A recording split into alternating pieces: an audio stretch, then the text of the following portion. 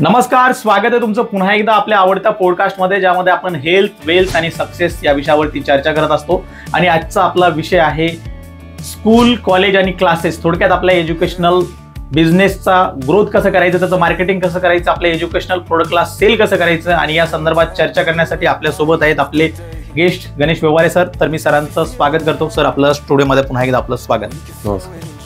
Sir, आपला मागचा जो पॉडकास्ट झाला होता त्यामध्ये आपण स्कूल, कॉलेज आणि क्लासेस हा आपला एज्युकेशनल बिझनेस सुरू कसा करायचा, त्याच्यासाठी काय काय रिक्वायरमेंट आहेत यावरती सविस्तर चर्चा केली आणि त्याच्यामध्ये तुमचं छान असं मार्गदर्शन झालं होतं.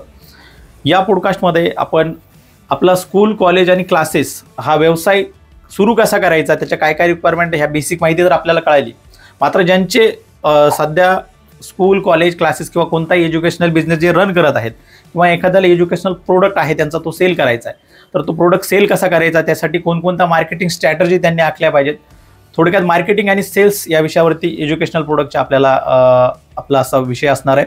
तर माझा या विषयाच्या अंगाने तुम्हाला पहिला प्रश्न आहे. एखाद्याचं स्कूल आहे, कॉलेज आहे, क्लासेस आहे आणि आता सुट्ट्या लागत आहेत आणि जूनमध्ये मला वाटतं नवीन ॲडमिशन असतात. तर सगळ्या स्कूल आणि कॉलेज जे हे असतात, संचालक असतात किंवा जी संचालक बॉडी आहे, त्यांच्यासमोर सगळ्यात जास्त प्रश्न असतो की आपल्या स्कूल, कॉलेज किंवा कॉलेजचे जास्तीत जास्त ॲडमिशन कसे वाढवायचे.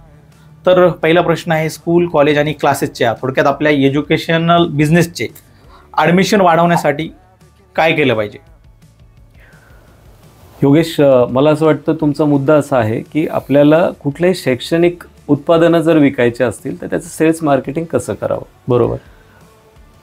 त्याच्यामध्ये प्रोडक्ट आणि सर्व्हिस असे दोन महत्त्वाचे मुख्य विषय येतात. म्हणजे मला असं म्हणायचं आहे की ज्याला आपण प्रोडक्ट म्हणतो त्याच्यामध्ये वही, पुस्तक, त्याच्यानंतर नोटबुक्स असतील किंवा कुठल्याही प्रकारचे रजिस्टर्स असतील, जनरल स्टेशनरी असेल, हे सगळे प्रोडक्टसुद्धा एज्युकेशनल कॅटेगरीमध्ये येतात. But that is physical product. Right. ते फिजिकल असल्यामुळे ते प्रोडक्ट म्हणून काउंट होतात. आणि ज्या सर्व्हिसेस आहेत, ज्याला उदाहरणार्थ आपण असं म्हणू शकतो, पहिलीपासून ते 7वीपर्यंत 8वीपर्यंतचे क्लासेस, 8वी ते 10वीपर्यंतचे क्लासेस, 10वी नंतर 11वी 12वीचे क्लासेस, 12वीच्या पुढे आणि मध्यंतरी वेगवेगळ्या प्रकारचे फाउंडेशन क्लासेस, हे सगळे सर्व्हिस कॅटेगरीमध्ये येतात. तर तुमचं जर कुठलं एक शैक्षणिक उत्पादन असेल जे प्रोडक्ट म्हणून किंवा सर्व्हिस म्हणून तुम्ही लोकांना देत असाल, तर त्याची मार्केटिंग कशी करायची, हा जर आपला आजचा विषय आहे, तर याच्यात सगळ्यात महत्त्वाचं असं आहे की तुम्हाला 5 P कळले पाहिजे. 5 P. आता हे 5 P म्हणजे काय. एक असेल P म्हणजे प्रोडक्ट. एक P आहे प्रोडक्ट. दुसरं P आहे ज्याला आपण प्राइस म्हणतो. तिसरं P आहे जो पर्सन आहे, तो स्वतः पर्सन, जो ओनर आहे, त्याच्याबद्दल त्याला स्वतःला माहिती, मार्गदर्शन असावं, स्वतःचं पूर्ण स्टडी अनालिसिस झालेलं असावं. जसं मी आता 3 P सांगितले, तसं चौथा P असा असतो की तुम्हाला या सगळ्या गोष्टींचे प्रमोशन्स कसे करायचे, म्हणजे मार्केटिंग कसं करायचं. आणि 5वा P असतो फिजिकल एव्हिडन्स, म्हणजे या सगळ्या गोष्टींचं एक आपल्याला आठवण म्हणून, ठसा म्हणून काही ना काही मार्केटमध्ये द्यायचं असतं. तर ह्या 5 गोष्टी ज्या आहेत तर त्या आपल्याला सगळ्यात सुरुवातीला बघाव्या लागतात. म्हणून मला असं वाटेल की तुम्हाला सेल्स मार्केटिंग जर करायचं असेल तुमच्या कुठल्याही एज्युकेशनल प्रोडक्टचं, तर ह्याची सगळ्यात पहिली पायरी येते की तुम्ही तुमचं प्रोडक्ट काय आहे, मार्केट काय आहे, प्राईस काय आहे, त्याच्यानुसार तुम्हाला एक परफॉर्मन्स देण्यासाठी एक प्लान तयार करावा लागेल, ज्याला ॲक्शन प्लान म्हटला जातो. आणि त्यानुसार तुम्हाला प्रमोशन्स म्हणजे मार्केटिंग तुम्हाला करावी लागते. थोडक्यात कुठलाही प्रोडक्ट, जोपर्यंत तुम्हाला प्रोडक्ट काय आहे, मार्केट काय आहे, आपण कुणाला विकणार आहोत, पीपल असतील, कोण विकतंय ते माहीत नाहीये, त्याचबरोबर त्याची प्राइस काय हे माहिती नाहीये, किंवा त्याचबरोबर त्याला कशा पद्धतीने विकायचं हे माहिती नाहीये, तोपर्यंत तुम्ही त्याचं सेल्स मार्केटिंग करू शकत नाही. आज मार्केटला काय होतं, मार्केटला हे माहिती न करून घेता, म्हणजे माझं प्रोडक्ट काय आहे, सगळ्यांना असं वाटतं की एज्युकेशनल आहे, पण एज्युकेशनलमध्ये त्याचा निश असतो. निश म्हणजे एक कोपरा असतो, एक त्याची USP असते, एक जमेची बाजू असते. उदाहरणार्थ जर फाउंडेशन कोर्स असेल की जो 11वी 12वीसाठी असू शकतो, किंवा MPSC UPSCसाठी असू शकतो, किंवा तुमच्या जवाहरलाल नवोदय विद्यालयाच्या ज्या काही कॉम्पिटेटिव्ह एक्झाम्स असतात, 5वी 7वी 9वी अशा वेगवेगळ्या वर्गांच्या, तर तो एक निश आहे. निश म्हणजे कोपरा आहे, ती एक वैशिष्ट्य आहे की त्याच्यासाठीच जर तुमचा क्लास असेल तर तुमची मार्केटिंग त्याच अनुषंगाने झाली पाहिजे. बरोबर. म्हणजे जर कुणी पॅम्पलेट वाटले एखाद्या क्लासेसवाल्यांनी म्हणून जर एखादी शाळा सुद्धा पॅम्पलेट वाटत असेल तर ते साफ चुकीचं आहे. बरोबर. कारण आज आपल्याकडे काय होतं, एखाद्या शाळेने पॅम्पलेट छापले म्हणून मी पण पॅम्पलेट छापतो, एखाद्या शाळेने एखादं मोठं बॅनर लावून दिलं म्हणून मी पण बॅनर लावतो. प्रॉब्लेम काय माहिती का, काही काही ठिकाणी आम्ही असं बघितलंय, तुम्हाला माहिती म्हणून सांगतो, ह्या छोट्या छोट्या गोष्टी तुम्हाला बारकाईने विचार करावा लागतो. सेल्स मार्केटिंग करताना हा अभ्यास जोपर्यंत होत नाही तोपर्यंत तुम्हाला अनेक अडचणींना सामोरे जावं लागतं. म्हणून जर तुम्हाला सेल्स मार्केटिंग करायची आहे तर आधी हा बेसिक स्टडी तुमचा पूर्ण झाला पाहिजे. थोडक्यात आपलं प्रोडक्ट काय आहे, मार्केटमध्ये त्याचं प्राइस काय आहे, कोणतं ॲक्युरेट प्राइस त्याची असली पाहिजे, म्हणजे मार्केट ॲनालिसिस थोडक्यात. नक्कीच. आता आणि आपल्या ॲबिलिटीज, आपल्या क्षमतांना देखील आपल्याला ॲनालिसिस करणं गरजेचं आहे. त्याच्यासाठी कोणता तुमच्याकडे काहीतरी मागे मला एकदा सांगितलं होतं तुम्ही, स्वतःचं काय करता तुम्ही, सॉर्ट अनालिसिस हा प्रकार आहे, ते पण करणं गरजेचं. मला असं वाटतं हा सॉर्ट अनालिसिस जितका महत्वाचा आहे तो एक व्यक्ती म्हणून, एक संस्था म्हणून फारच गरजेचा आहे. म्हणजे मॅनेजमेंटच्या भाषेमध्ये प्रोफेशनलिझम लाईफमध्ये, कॉर्पोरेट कल्चरमध्ये हे कॉमन आहे. बरोबर. की मुळात आपण काय आहोत हेच जर आपल्याला माहिती नसेल तर आपण दुसऱ्यांना काय सांगणार, काय देणार. बरं. तर त्याची जी सुरुवात आहे, मी तुम्हाला एक आश्चर्य करणारं उदाहरण देतो.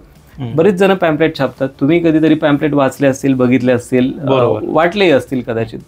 मला एक सांगा, पॅम्पलेटमध्ये इमेज कोणत्या बाजूने असावी आणि टेक्स्ट कोणत्या बाजूने असावा हे स्ट्रक्चर कशावरनं ठरवायचं?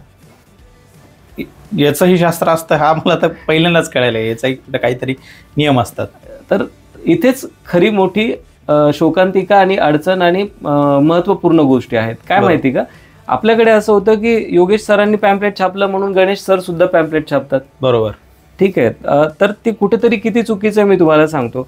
इमेज शक्यतो ही पॅम्पलेटच्या उजव्या बाजूने असावी आणि डाव्या बाजूने तुमचा जो काही टेक्स्ट मजकूर असेल, मॅटर असेल, तो डाव्या बाजूने असावा. का? त्याचं असं आहे की आपल्याला सवयीचा भाग असतो.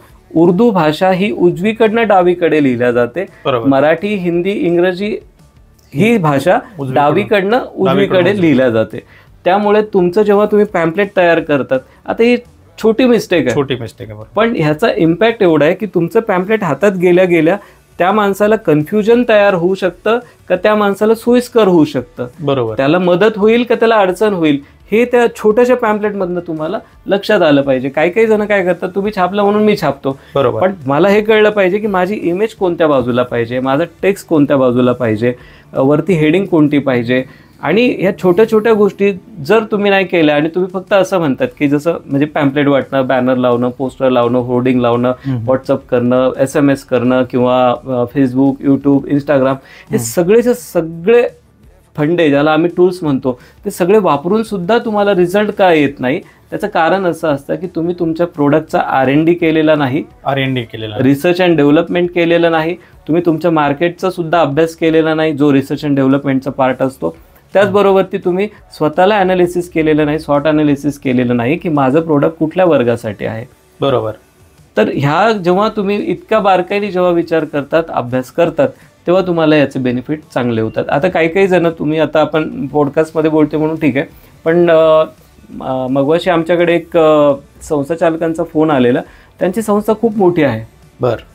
तर त्यांनी सांगितलं, सर माझं आता एक XYZ ठिकाणी नवीन युनिट ओपन होतंय, त्या जिल्ह्यामध्ये मला कोणी ओळखत नाही आणि मी तिथे मोठे मोठे होर्डिंग लावायला दिलं पण मला कुठलाच रिस्पॉन्स आला नाही.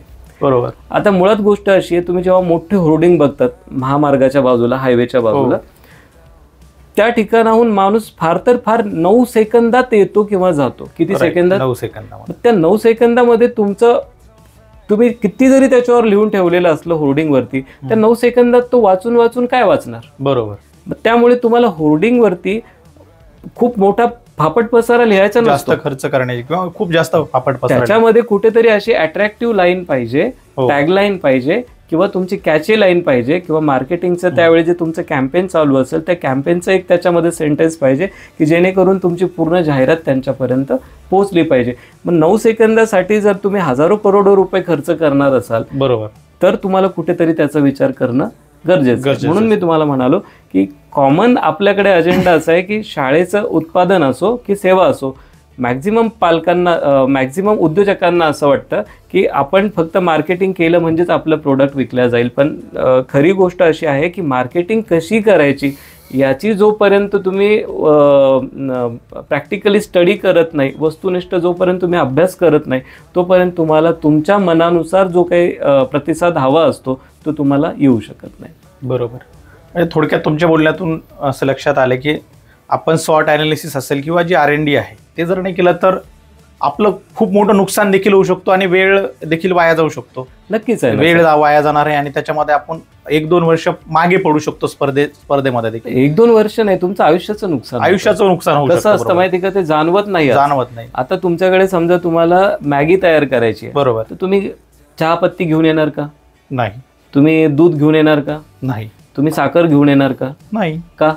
कारण त्याची गरजच नाहीये त्याला. कारण तुम्हाला स्पष्ट माहिती आहे की मला काय बनवायचं, मॅगी करायची. मग तुम्हाला जर ऍडमिशन्स पाहिजे, जर तुम्हाला ब्रँड करायचं आहे, जर तुम्हाला ऍडमिशन मिळवायचंय, तर तुम्हाला पॅम्पलेट वाटणं, बॅनर लावणं, पोस्टर लावणं, ह्या सगळ्या गोष्टी टूल्स झाल्या. बरोबर. पण ह्यातनं ऍडमिशन का येत नाही?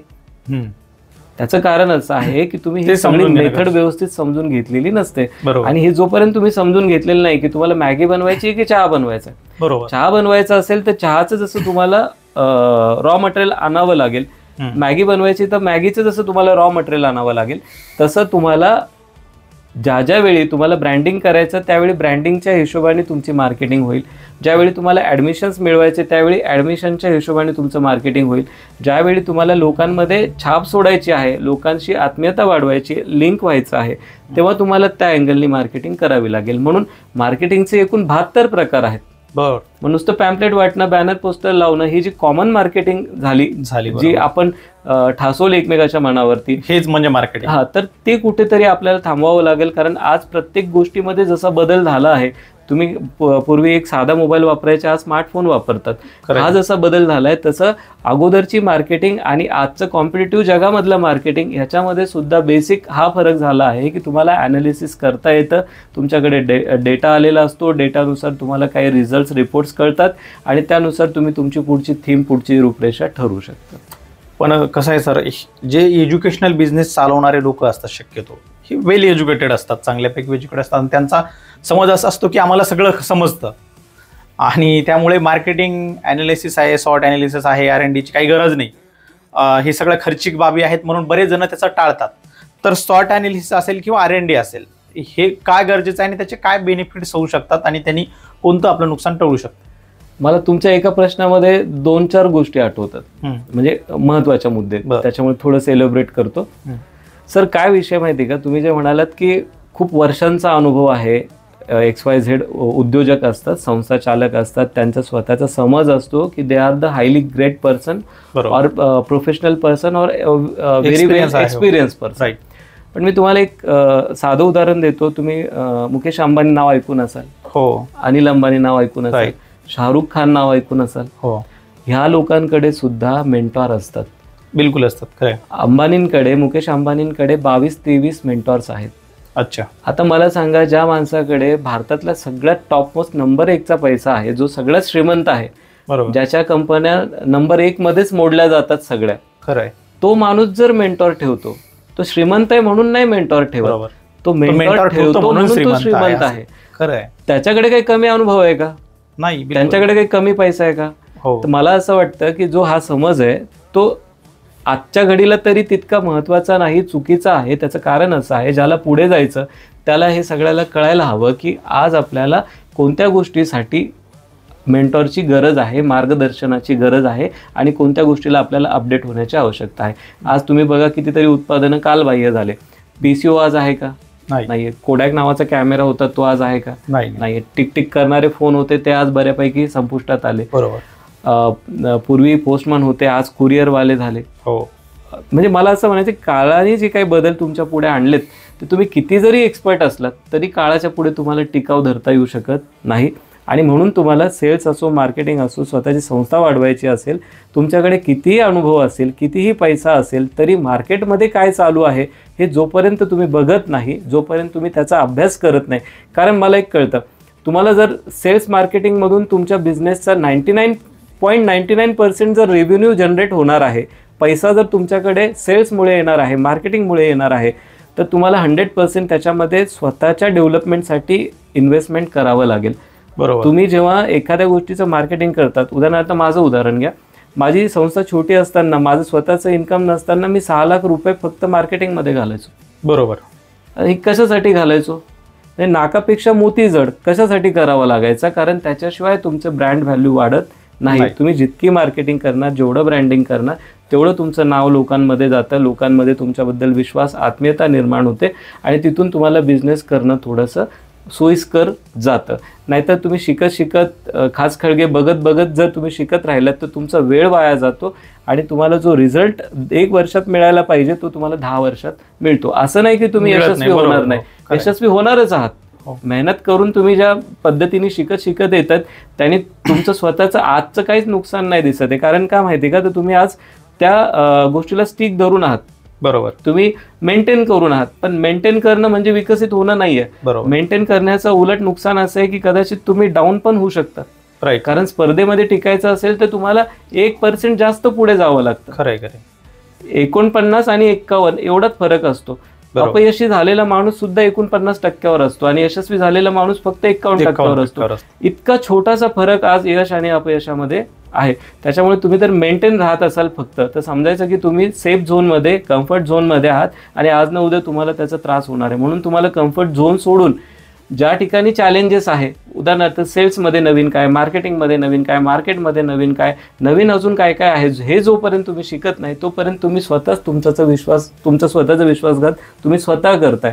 तुमचं स्वतःचं फ्युचर तुम्ही स्वतः वाया घालवताय. म्हणून मी असं म्हणेन की तुम्ही किती जरी शिकलेले असाल, किती जरी अनुभवी असाल, तरी तुम्हाला आज मार्केट कळलं पाहिजे. आणि मार्केट कळून घेण्यासाठी तुम्हाला जसं R&D असेल, म्हणजे रिसर्च अँड डेव्हलपमेंट असेल, मार्केटच्या संदर्भातली, प्रोडक्टच्या संदर्भातली SWOT ॲनालिसिस, स्वतःचे स्ट्रेंथ असतील, विकनेस असतील, ऑपॉर्च्युनिटी असतील, थ्रेट्स असतील, ह्या बघाव्याच लागतात. राईट.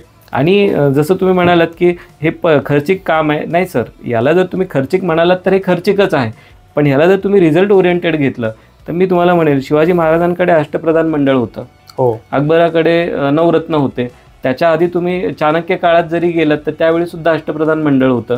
तुम्ही आज विराट कोहली सारखा जरी एखादा म्हणजे जगप्रसिद्ध व्यक्तिमत्व बघितलं तर त्याचे स्वतःचे सुद्धा बिझनेस कोच आहेत, त्याचे स्वतःचे सुद्धा लाईफ कोचेस आहेत, त्याचे स्वतःचे सुद्धा स्पोर्ट्स कोचेस आहेत. मला असं सांगायचं आहे की ह्या गोष्टीच तुम्हाला मोठ्या करतात आणि त्यामुळे तुम्ही ह्याच्यामध्ये जो पैसा जातो असं वाटतं, तर त्यापेक्षा तुम्ही पॉझिटिव्हली हा विचार करा की ह्यातनं पैसा आणखीन कसा कमवता येईल. कारण पैसा वाचवल्याने तुम्ही कधी श्रीमंत होत नाही. खरंय. पैसा कमवल्याने आणि योग्य वापर केल्याने तुम्ही श्रीमंत होतात. ह्याचा अर्थ तुम्ही वाचू नका असं नाही मला म्हणायचं. मला असं म्हणायचं की फक्त पैसा वाचवल्याने तुम्ही कधी प्रगती करू शकत नाही. तर योग्य पैसा ज्या ठिकाणी तुम्ही इन्व्हेस्टमेंट करायचं त्याने तुमचं यश वाढतं. बरोबर. मला वाटतं SWOT ॲनालिसिस असेल, R&D असेल, हे एकदम डीपली तुम्ही का गरजेचं आहे, का करणं गरजेचं आहे, महत्त्वाचं समजून सांगितलंय. पण आता सध्याच्या काळामध्ये आपण अगोदर जे बोललो की ऑफलाईन होर्डिंग लावणं, मोठमोठाले बॅनर्स लावणं, पॉम्पलेट वाटणं, हे मला वाटतं कुठंतरी अशी चर्चा चालू असते की हे आता कालबाह्य झालंय आणि जी काही मार्केटिंग आहे ती फक्त ऑनलाईनच्या माध्यमातून जर केलं तरच आपल्याला रिझल्ट मिळू शकतो, असा एकीकडे बऱ्याचपैकी सूर दिसतो. तर ऑनलाईनमध्ये खरंच तेवढे रिझल्ट मिळतात का? आणि ऑनलाईनमध्ये मार्केटिंग, सेल्स आणि मार्केटिंगसाठी कितपत ग्रोथ आहे? योगेश, ऑनलाईन ही आज काळाची गरज आहे. बरोबर. ठीक आहे. त्याच्यामुळे कालाय तस्मै नमा, काळ ज्या बाजूला जातो त्या बाजूला उद्योग व्यवसाय आणि मार्केटचे सिच्युएशन ह्या ऑटोमॅटिक जात असतात आणि त्या साहजिक आहे, योग्यच असतात. बरोबर. पण याचा अर्थ तुम्हाला सगळंच ऑनलाईन मिळणार आहे का? तर नाही. ऑनलाईनचा सगळ्यात महत्त्वाचा फायदा असा आहे की ऑनलाईन फक्त तुमचा वेळ, श्रम आणि पैसा वाचू शकतो आज. पण ऑनलाईनमुळेच तुमचा बिझनेस वाढेल असं सांगता येत नाही. ऑनलाईनपेक्षा तुमचं जोपर्यंत ट्रस्ट बिल्ड होत नाही, जोपर्यंत तुमच्याबद्दल विश्वास तयार होत नाही, जोपर्यंत तुमच्याबद्दल आपलेपणा निर्माण होत नाही, तुमची एक प्रतिमा ग्राहकांमध्ये, मार्केटमध्ये जोपर्यंत पोहोचत नाही, तोपर्यंत तुम्हाला फक्त आणि फक्त ऑनलाईन मार्केटिंग करता येते. पण ऑनलाईन मार्केटिंगमुळे तुमचा धंदा चालेल याची कुठेही काही म्हणजे 100% अशी श्युअरिटी नाही. उलट ग्रामीण भागामध्ये जर तुम्ही गेलात तर ऑनलाईनपेक्षाही ऑनलाईन फार तर फार तुम्हाला रीच देतो. रीच म्हणजे पोहोचतो. बरोबर. पण पोहोचणं आणि मिळवणं याच्यामध्ये फार फरक आहे. पोहोचायचं असेल तर नक्कीच तुम्हाला ऑनलाईननी फार फायदा होईल. पण जर तुम्हाला काहीतरी मिळवायचं असेल, तुमच्यापर्यंत लोकांना आणायचं असेल, तर सगळ्यात महत्त्वाचं म्हणजे तुम्ही आणि त्यांनी लिंक होणं, कनेक्टिव्हिटी होणं, ती कोणत्याही लेवलला, म्हणजे एकतर ती आर्थिक देवाणघेवाण असेल, व्यावहारिक असेल, मानसिक असेल, भावनिक असेल, किंवा तुमची एखाद्या वेळी फेस टू फेस जसं तुम्ही म्हणतात प्रत्यक्ष मुलाखत भेट असेल, यांनी सुद्धा काही काही गोष्टीचा फार मोठा इम्पॅक्ट माणसाच्या मनावरती पडत असतो आणि त्यातून तुमची हळूहळू ऑटोमॅटिक मार्केटिंग होते. म्हणून नुसतं सोशल मीडिया जर म्हणाल तर मला असं वाटतं जिथे मनुष्यबळ नाही, जिथे कुशल व्यवस्था नाही, जिथे तुम्हाला सपोर्ट करतील असं काही नाही, ऑप्शनच नाही आहे, तर त्यावेळी तुम्हाला कमीत कमी खर्चामध्ये सोशल मीडिया खूप चांगला आहे. पण जर तुम्ही माणसांचं नेटवर्क व्यवस्थित केलं आणि त्याला जर तंत्रज्ञानाची, सोशल मीडियाची जोड दिली तर तुम्हाला रिझल्ट अजून चांगले मिळतील. पण तुम्ही जर असं म्हणाल की सर नुसतं फेसबुकला मी ऍड दिली किंवा मी व्हॉट्सअप केलं किंवा मी इंस्टाग्रामवरती केलं म्हणजे मी फार तर फार तुम्ही लोकांपर्यंत पोहोचू शकतो, पण तुम्ही प्रसिद्ध व्हाल किंवा नावलौकिक मिळेलच किंवा तुम्हाला इन्कम मिळेलच याची काही त्याच्याशी शक्यता सांगता येत नाही, शक्यता कमीच आहे. कारण तुमचा जो प्रोडक्ट आहे एज्युकेशनल प्रोडक्ट, मी जसं तुम्हाला आधी म्हणालो एज्युकेशनल इंडस्ट्रीमध्ये 2 प्रोडक्ट आहे. एक प्रोडक्ट फिजिकल आहे आणि दुसरं प्रोडक्ट सर्व्हिस आहे, ज्याला आपण असं दाखवू शकत नाही. बरोबर.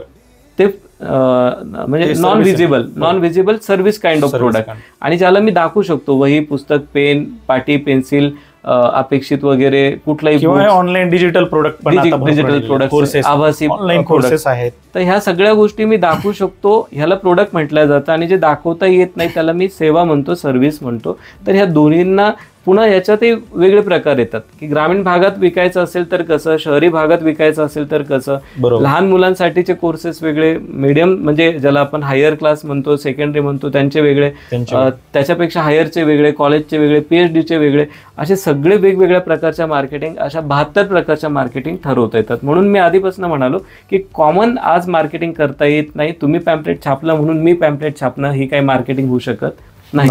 तर पुन्हा तोच प्रश्न येतो, तेच उत्तर येतं की तुम्हाला तुमचं प्रोडक्ट, तुमचं मार्केट, तुम्ही स्वतः काय आहात, कोण आहात याचं स्वॉट अनालिसिस करावं लागेल, मार्केटची R&D करावं लागेल, रिसर्च अँड डेव्हलपमेंट करावं लागेल, लोकांच्या इच्छा काय, अपेक्षा काय ते बघावं लागेल, आणि मग कुठेतरी तुमचं प्रोडक्ट लोकांपर्यंत पोहोचून प्रसिद्ध झालेलं असेल आणि तुम्हाला आवश्यक ते रिझल्ट नक्की आलेले असतील. नक्कीच. सर, आपण एज्युकेशनल बिझनेसमध्ये कोणत्या कोणत्या सर्व्हिस आहेत किंवा डिजिटल प्रोडक्ट, फिजिकल कोणते कोणते प्रोडक्ट आहेत हे सांगितलं. त्याच्यामध्ये मला वाटतं एक हॉस्टेल आहे, वसतिगृह आहे, किंवा त्या ठिकाणी कॅन्टीनची सुविधा आहे वसतिगृहावरती. हा देखील खूप मोठी त्याच्यामध्ये ऑपॉर्च्युनिटी आहे किंवा खूप मोठं करिअर त्याच्यामध्ये होऊ शकतं, कारण की त्याची खूप मोठी रिक्वायरमेंट आहे. तर याला देखील आपण एज्युकेशनल बिझनेसमध्येच पकडतो का? आणि एखाद्याला त्याच्या हॉस्टेलचं प्रमोशन करायचं किंवा हॉस्टेलवरती ॲडमिशन्स वाढवायचे तर त्याचा देखील आपण त्यांना काही वर्कशॉप वगैरे आपण घेतो का? योगेश सर, मुळात काय माहिती का, आज एज्युकेशनल सेक्टरच्याच नाही, सगळ्याच सेक्टरमधल्या संकल्पना खूप चांगल्या आणि बदलत गेलेल्या आहेत. बरोबर. इतकं डेव्हलप झालो ना आज रेसिडेन्शियल जरी तुम्हाला शाळा काढायची तर ती आज शक्य आहे. रेसिडेन्शियल हॉस्टेल्स असलेलं कॉलेज काढायचं असेल तर ते सुद्धा शक्य आहे. काही काही जणांना फक्त राहण्याची सुविधा सुद्धा पाहिजे, असे सुद्धा आज हॉस्टेलची रिक्वायरमेंट्स आहे.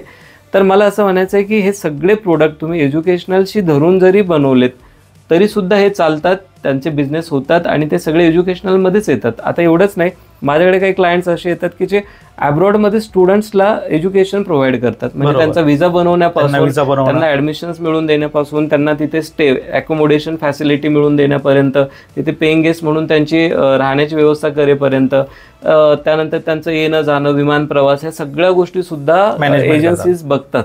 तर मला असं म्हणायचं, एज्युकेशन सेक्टर हा आज पहिल्या इतका छोटा नाही राहिला. याच्यामध्ये म्हणून तुम्हाला म्हणलं निश एक कोपरा पकडता आला पाहिजे. जर तुमचा नवोदय कोपरा असेल तर तुम्ही नवोदयावरती काम करा, जर तुमचं फाउंडेशन कोर्सेस असेल तर फाउंडेशनवरती काम करा. तर हे जेव्हा कळतं तुम्हाला, जसं तुम्ही म्हणालात की hostel, no problem sir, hostel पण एक सुविधा आहे, युनिफॉर्म सुद्धा एक सुविधा आहे, तुम्ही सॅक वगैरे देतात, बॅग तयार करून देतात, ते एक आहे. एज्युकेशनल लॅबोरेटरीज असतात, त्या लॅबोरेटरीजला लागणारे प्रोडक्ट आहे. त्याच्यानंतर तुम्ही सॉफ्टवेअर ॲप तयार करून देऊ शकतात, ते पण एज्युकेशनल प्रोडक्ट आहे. त्याचबरोबर ते तुम्ही शाळेला ट्रान्सपोर्टेशन सुविधा देतात, ते पण तुमचं एज्युकेशनल प्रोडक्टमध्ये आहे. तर मला असं म्हणायचं आहे की ह्या सगळ्या गोष्टी सर्व्हिस किंवा प्रोडक्टमध्ये 100% येतात आणि आज कालांतराने त्या खूप वाढत चालल्या. आता आपण जसं बोलतोय तसं इथून पुढे क्लासेस सुद्धा ऑनलाईन होत आहेत. खरं आहे ना. तर ह्यांना जे काही शिकवलं जातंय ते डिजिटल बोर्डपासून रेकॉर्डिंग करेपर्यंत, रेकॉर्डिंग केलेलं एडिटिंग करेपर्यंत, एडिटिंग केलेल्या लोकांपर्यंत पोहोचवण्यापर्यंत ही सगळी व्यवस्था करून द्यावी लागते. बरोबर. तर त्याच्यामुळे आज हे खूप मोठा विस्तारलेला भाग आहे. आणि जसं तुम्ही म्हणालात की ह्याच्यासाठी मी काय देऊ शकतो, माझी संस्था काय देऊ शकते, मुळात डिकोड मी इंडिया नावाने आम्ही काम करतो. 2011 पासून आपण काम करतो, ज्याच्यामध्ये शैक्षणिक संस्थांना जे काही लागतं, उदाहरणार्थ सगळ्यात महत्त्वाचं लागतं ते स्ट्रॅटेजी. अच्छा. म्हणजे काही जणांकडे टूल्स आहे, टूल्स म्हणजे फेसबुक आहे, व्हॉट्सअप आहे, यूट्यूब आहे, तुम्हाला सांगतो SMS आहे, FM वरती आहे, आकाशवाणी आहे, रेडिओ आहे, TV चॅनल्स आहे, होर्डिंग आहे, बॅनर्स आहे. तर हे सगळं आहे. पण मग ह्याच्यातून तुम्हाला रिझल्ट कशातून मिळणार? आणि सगळंच जर तुम्ही करत बसलात, कोणी काय करावं कोणी काय करू नये ह्याचे काही ठोकताळे आहेत. कुणाला काय परवडणार, कुणाला कोणता रिझल्ट चांगला येणार हे ठरवण्यासाठी R&D केली जाते, रिसर्च केलं जातं की सर तुमचं प्रोडक्ट काय आहे आणि त्याच्यानुसार तुमचा ग्राहक कोण आहे, तुम्ही कोणापर्यंत आणि कसं पोहोचलं पाहिजे. म्हणजे असं व्हायला नको की तुमचं प्रोडक्ट पहिलीच्या वर्गासाठी आहे, बालवर्गासाठी आहे आणि तुम्ही म्हणजे एखाद्या मोठ्या पेपरमध्ये, न्यूजपेपरमध्ये तुम्ही जाहिरात देऊन टाकली, पण तुमच्या योग्य त्या कस्टमरपर्यंत तुम्ही पोहोचलात की नाही हे कोण ठरवणार? बरोबर. एखादी व्यक्ती आली आणि ती तुम्हाला म्हणाली सर माझ्याकडे होर्डिंग लावा, एखादा म्हणलं सर माझ्याकडे व्हॉट्सअपचे ग्रुप आहे आणि ते परगावातले आहे, परराज्यातले आहे, परदेशातले आहे, तर तिथे तुमची मार्केटिंग करून काय उपयोग? म्हणून तुम्हाला मार्केटिंगचा जो आम्ही एक पार्ट शिकवत असतो आपल्या वर्कशॉपमध्ये, ज्याला आपण मॅन टू मॅन मार्केटिंग म्हणतो, मायक्रो प्लॅनिंग म्हणतो, आणि एक पेज मेकर नावाची कन्सेप्ट असते आपले, की ज्याच्यातनं आपल्याला ॲट द एंडपर्यंत शेवटचा विद्यार्थी आपल्याकडे ॲडमिशन्स कसा घेईल इतकं मायक्रो नियोजन आपल्याला, मायक्रो प्लॅनिंग आपल्याला करता येतं. आणि ते आपल्याला शक्य होतं रिसर्च अँड डेव्हलपमेंटमुळे. आणि ज्या व्यक्तीने स्वतःच्या संस्थेचं R&D करून घेतलं, स्वतःचं सॉट ॲनालिसिस करून घेतलं, ज्यांनी स्वतःचा 1 वर्षाचा रोडमॅप तयार केला, 3 वर्षाचं ज्यांनी ब्लू प्रिंट केलं, तो व्यक्ती नक्की यशस्वी होतो, ती संस्था नक्की यशस्वी होते. याच्यातही पुन्हा 2 प्रकार आहे. तुम्ही उदरनिर्वाहासाठी म्हणजे ब्रेड अँड बटरसाठी जर उद्योग व्यवसाय करत असाल तर तुम्ही जे काही करतात ते अगदी योग्य आहे, त्याच्यामुळे तुम्हाला फार काही वेगळं करायची गरज नाही. पण जर तुम्हाला याला उद्योग व्यवसाय म्हणून बघायचा असेल, शैक्षणिक क्षेत्रामध्ये तुम्हाला उद्योग व्यवसाय म्हणून उभं राहायचं असेल, मोठ्या लार्ज लेवलला तुम्हाला इन्कम पाहिजे असतील, लार्ज लेवलला तुम्हाला लोकांना सर्व्हिस द्यायची आहे, लोकांच्या आयुष्यामध्ये काही बदल आणायचे, त्यांना सॅटिस्फॅक्शन द्यायचं आहे, करोडो रुपयाचा उद्योग व्यवसाय तुम्हाला करता येऊ शकतो. पण त्याची सुरुवात छोट्यात छोटी म्हणजे R&D, सॉट ॲनालिसिस, रोडमॅप आणि त्याचबरोबर तुमचं ब्लू प्रिंट, अशा छोट्या छोट्या गोष्टी जशा तयार होतील तसं तसं तुमचं मोठं यश तुम्हाला मिळतं. आणि जर तुम्ही म्हणलात की नाही मी माझ्या ब्रेड बटरमध्ये खुश आहे, तर सर जे आतापर्यंत चालू आहे ते तुम्ही करू शकतात. बरोबर. थोडक्यात एकंदरीत या सगळ्या आपल्या चर्चेमधून एकच लक्षात आलं की आपल्याला जर आपल्या एज्युकेशनल प्रोडक्ट असेल किंवा बिझनेस असेल, म्हणजे सर्व्हिस इंडस्ट्री असेल, त्याला जर ग्रोथ करायचं असेल, वाढायचं असेल, एक स्वतःचा ब्रँड क्रिएट करायचा असेल, तर त्यासाठी तुमचं स्वॉट ॲनालिसिस असेल, R&D असेल, हे करणं खूप गरजेचं आहे, जेणेकरून आपल्या लक्षात येईल की आपण काय केलं पाहिजे. नाहीतर एक कॉमनली जे मार्केटिंग स्ट्रॅटेजी आहेत ते सगळ्यांना माहीतच आहेत. आणि मला वाटतं ज्यांनी हा व्हिडिओ आतापर्यंत शेवटपर्यंत इथपर्यंत बघितला आहे त्या अर्थी त्यांना हे स्वॉट ॲनालिसिस असेल किंवा R&D असेल हे करणं गरजेचं आहे. आणि हे जर तुम्हाला तुमच्या बिझनेसमध्ये करायची इच्छा असेल किंवा करावं असं वाटत असेल किंवा या संदर्भात अधिक मायक्रो प्लॅनिंग करायचं असेल तर सरांचा नंबर आपण आपल्या डिस्प्लेला दिलेलाच आहे. डिस्क्रिप्शन बॉक्समध्ये देखील सरांचा नंबर, सरांच्या टीमचा नंबर आहे. सरांशी कॉल करून आपण या विषयावरती सविस्तर असं चर्चा करू शकता आणि त्या संदर्भातले मार्गदर्शन, प्लॅनिंग त्यांना अपॉइंटमेंट त्यांची घेऊ शकता आणि तुमचा पुढील प्लॅन करू शकता. मला वाटतं या संदर्भातले सेल्स अँड मार्केटिंग संदर्भातले जे प्रश्न आहेत आपले बऱ्यापैकी कव्हर झालेले आहेत. तरी पण आपण तुमच्या प्रेक्षकांसाठी हे झालं कॉमन चर्चा मार्केटिंग. पण ज्यांना असं वाटतं की आपल्याला मॅक्झिमम ऍडमिशन्स कसे मिळवायचे, कारण सेल्स मार्केटिंग हा वेगळा प्रकार की जो तुम्ही वर्षभरही राबवू शकतात. राईट, ठीक आहे. पण ऍडमिशन काढण्यासाठी तुम्हाला जानेवारी पासून ते एप्रिल पर्यंत CBSE पॅटर्नचे ऍडमिशन्स असतात. बरोबर. आणि साधारण एप्रिल मे पासून ते जून जुलै पर्यंत स्टेट बोर्डाचे असतात. ह्या वर्षी त्यात बदल झालाय. आता ह्या वर्षीपासून हळूहळू सगळीकडे CBSE पॅटर्न, महाराष्ट्र राज्यामध्ये स्टेट बोर्डच्या ऐवजी CBSE पॅटर्न पहिलीपासून सुरू होतोय. तर हळूहळू आपल्याकडे ती सवय लागणार आहे. तुम्ही जर दिल्लीला गेलात किंवा तुम्ही नॅशनल लेवलला कुठल्याही राष्ट्रीय स्तरावरच्या वेगवेगळ्या राज्यातल्या जर शाळा बघितल्या तर त्या शाळांची ऍडमिशन घेण्याची जी सुरुवात होते, लगबग चालू होते, ती लगबग होते जानेवारीपासून. अच्छा. आपल्याकडे जूनमध्ये ऍडमिशन्स होतात. तुम्ही सेंट्रल लेवलला गेलात तर जानेवारी ते एप्रिल पर्यंत सगळे ऍडमिशन्स क्लोज झालेले असतात. बरोबर. तर आपली शिक्षण पद्धती स्टेट बोर्डाची ती हळूहळू बदलत चालली आहे. इथून पुढे पुढच्या वर्षीपासून जानेवारी ते एप्रिलच्या दरम्यानच तुम्हाला ऍडमिशन्स घ्यावे लागतील. म्हणून मी म्हणालो की सेल्स मार्केटिंग हा एक वेगळा पार्ट आणि कमी वेळेत जास्तीत जास्त ॲडमिशन्स कसे मिळवायचे हा सेकंड पार्ट. तर आपण असे जवळपास 14-15 टॉपिक तुमचे इथे कव्हर करून देतो आपल्या वर्कशॉपमध्ये आणि तुमच्या माध्यमातून आपण ते व्हिडिओच्या माध्यमातून लोकांपर्यंत, ग्राहकांपर्यंत, योग्य त्या व्यक्तींपर्यंत नक्कीच पोहोचू, ज्याच्यामध्ये सेल्स मार्केटिंग कसं करायचं, सोशल मीडिया मार्केटिंग कसं करायचं, डिजिटल मीडिया मार्केटिंग कसं करायचं, रुरल भागामधली, ग्रामीण भागामधली मार्केटिंग कशी करायची, 1ली ते 5वीच्या वर्गाची मार्केटिंग कशी करायची, 1लीपेक्षा खाली म्हणजे प्ले ग्रुप असेल, प्री प्रायमरी असेल, त्यांची मार्केटिंग कशी करायची, त्यानंतर हायर सेकंडरी, हायर किंवा PhD लेवलचं जे आपण म्हणतो तिथपर्यंतची मार्केटिंग कशी करायची, ज्यांचं रेग्युलर एज्युकेशन नाही आहे, एज्युकेशनच्या व्यतिरिक्त कोर्सेस आहे, वोकेशनल असतील, प्रोफेशनल कोर्सेस असतील, त्यांची मार्केटिंग कशी करायची आहे, ह्या सगळ्या गोष्टींचं एक छोट्या प्रत्येक गोष्टीवरती आपण 15-15 मिनिटांचा एक ॲटलिस्ट व्हिडिओ या बनवून देऊ शकतो. आणि ज्यांना कुणाला असं वाटतं की वर्कशॉप करायचं आहे, कारण का वर्कशॉपमध्ये पर्सनली तुमच्या प्रॉब्लेम्सवरती आपण सोल्युशन्स देतो, जे इथं आपल्याला ऑनलाईनमध्ये शक्य होत नाही. फेस टू फेस एका व्यक्तीला तुम्ही भेटू शकता. नक्कीच. तर तेवढं आपण तुमच्या प्रेक्षकांसाठी नक्कीच मदत करूयात.